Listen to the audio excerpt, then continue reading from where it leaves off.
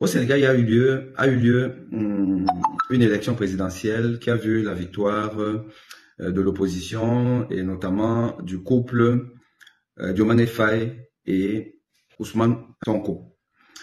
Voilà un ticket gagnant, jeune, dynamique, qui a décidé d'opérer une rupture avec la gouvernance un peu type colonial de leur prédécesseur, le nommé Macky Sall.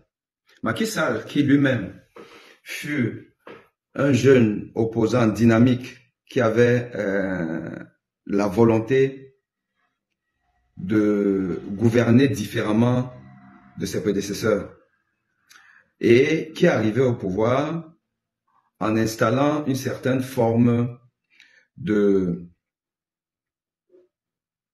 gouvernance par privilège, gouvernance un peu par procuration, procuration donnée par la tutelle, l'ancien maître, mais qui demeure maître, et qui demeure maître du Sénégal et de beaucoup de pays africains, j'entends la France. Et donc, une gouvernance où il n'y avait pas une vraie redistribution des avantages et de la richesse du pays. Une gouvernance de privilégiés. Et on a vu Macky Sall lui-même mener un train de vie de seigneur, un train de vie du type les émirs des pays du Golfe. On l'a vu dans son avion présidentiel en train de célébrer la victoire du Sénégal contre le Cameroun, dans une posture qui, moi, m'a choqué quand même particulièrement, parce qu'un président de la République ne saurait être un homme à part, un homme exceptionnel, un homme qui ne se mélange pas aux autres, même à ses collaborateurs, et qui va donc avoir va observer une certaine distance avec ses collaborateurs et avec le peuple. Donc, on l'a vu être dans sa petite, mais coquette cabine de son avion présidentiel, a jubilé finalement tout seul le but sénégalais face au Cameroun, mais avoir le réflexe de vouloir un peu partager cette joie avec ses collaborateurs qui, eux, étaient donc parqués dans le compartiment principal, essentiel, vaste de cet avion présidentiel. C'est pour dire que,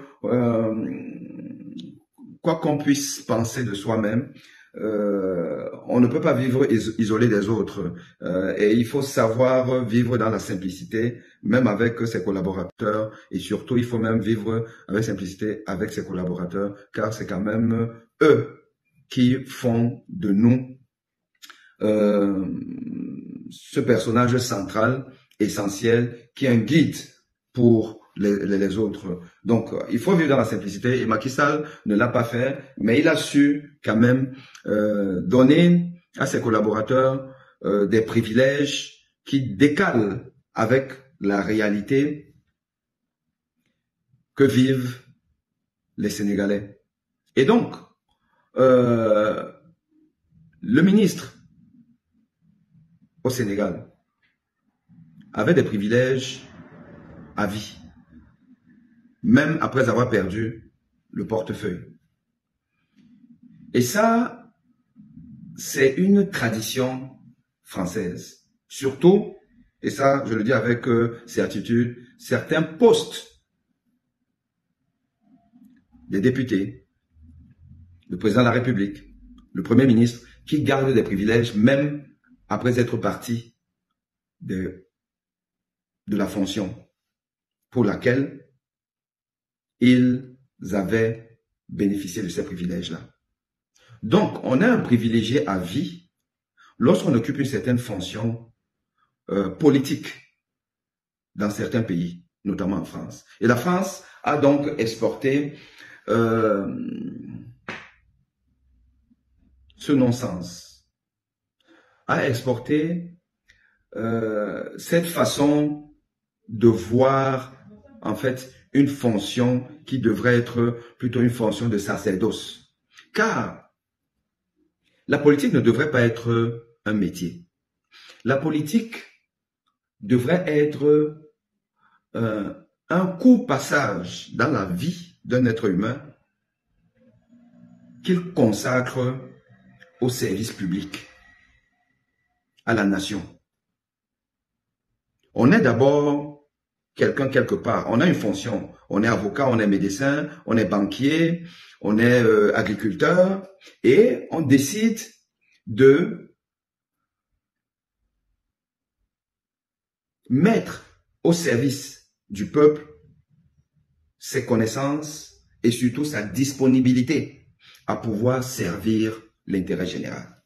Mais il y a des gens, et partout dans le monde, qui en ont fait un métier, au point où, en fait, ils n'ont que ça. Ils n'ont que ça comme métier. Car ils ont commencé la politique très jeunes. Très jeunes, et ils n'ont fait que la politique. Ils n'ont fait que savoir parler, tromper, mentir sa population, sa circonscription, se faire élire à promettre des choses irréalisables. Et, en général, ils n'ont souvent pas réalisé le tiers de ce qu'ils ont promis. Mais, ils ont profité de ce mandat, de ces mandats ou de ces décrets présidentiels et autres pour se servir plus que servir.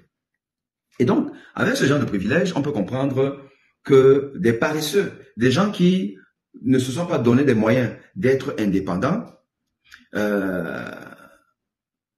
s'accrochent au pouvoir, font tout pour passer de mandat à mandat et passer finalement toute leur vie à vivre de manière royale, au solde du contribuable.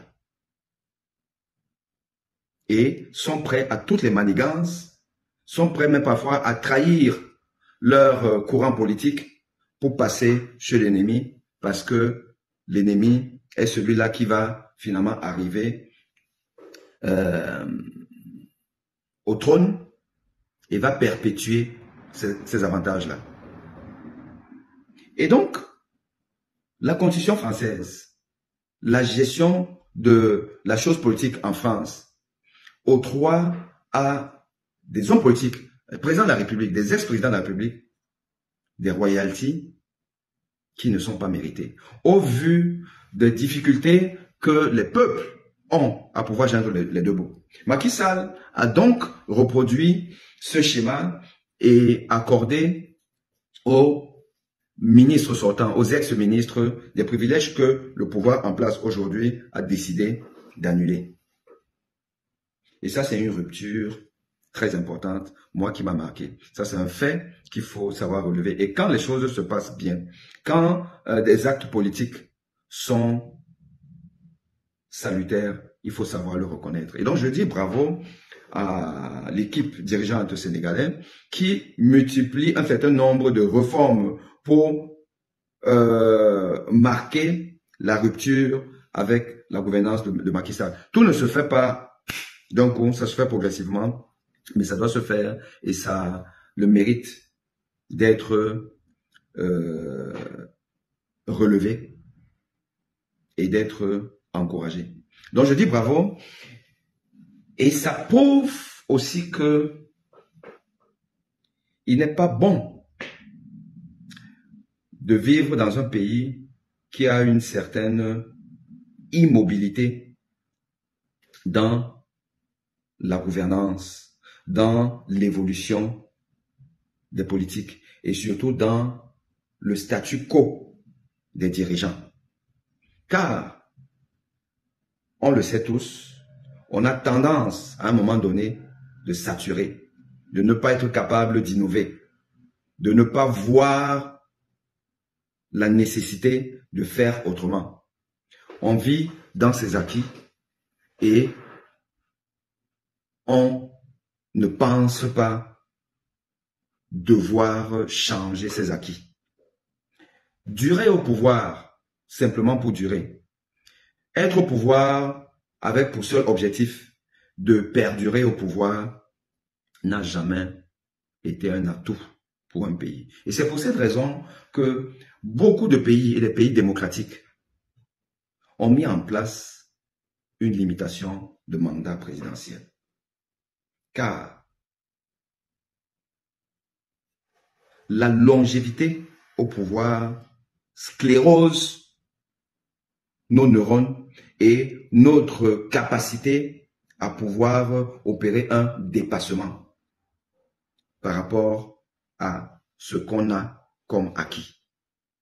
Et donc, c'est pour ça que on observe que chaque fois qu'il y a un changement de régime dans un pays, il y a quelque chose qui change aussi. Souvent, ça n'atteint pas les objectifs qui ont été fixés lors des campagnes électorales, parce que d'ailleurs, très peu d'hommes politiques arrivent à respecter tous les engagements de campagne. Mais au moins, on sait que certaines choses sont faites. Certaines choses sont faites. Et il faut savoir capitaliser la lune de miel, comme dans un mariage, les 100 premiers jours. Les 100 premiers jours de mandat sont très importants pour voir en fait quel est le cap que donne le nouveau régime à sa présidence. Et il faut aller vite avec des réformes fortes dès le départ. Parce que d'ailleurs, ça permet de jauger non seulement sa popularité, mais la réceptivité d'un peuple à pouvoir accompagner ces réformes-là. Et ça, c'est ce que les dirigeants sénégalais sont en train de faire avec un certain nombre de réformes. Comme aussi au Gabon, Monsieur Oligui Nguema a opéré un certain nombre de réformes fortes dès le début. Ça permet justement de marquer les esprits. Alors vous imaginez que quand on a 2, 3, 4 mandats, à un moment donné, on est blasé. On ne peut pas faire des efforts.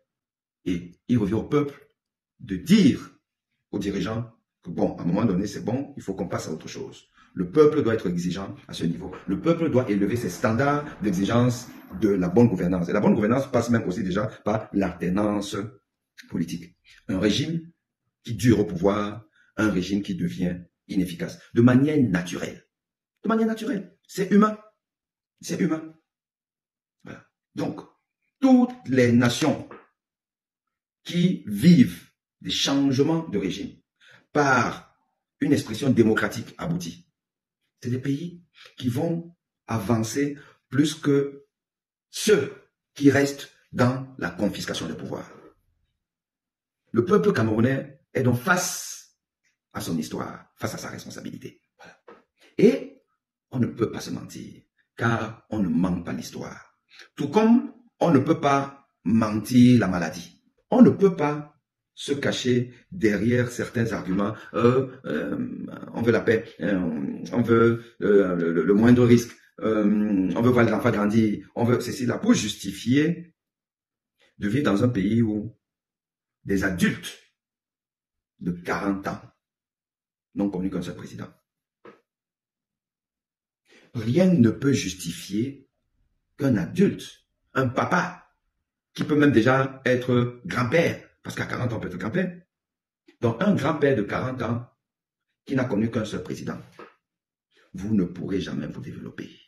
Vous ne pourrez pas sortir de la situation de sous-développement. Ce n'est pas possible. Sauf si vous avez à la tête de votre République un homme qui est fondamentalement nationaliste, dans le sens noble du terme, qui aime son pays et qui met en place des mécanismes qui ne laissent pas cours à la gabegie, à la corruption, à la facilité, mais qui promeut l'excellence. Mais c'est exceptionnel. Et le Cameroun n'est pas dans cette exception-là.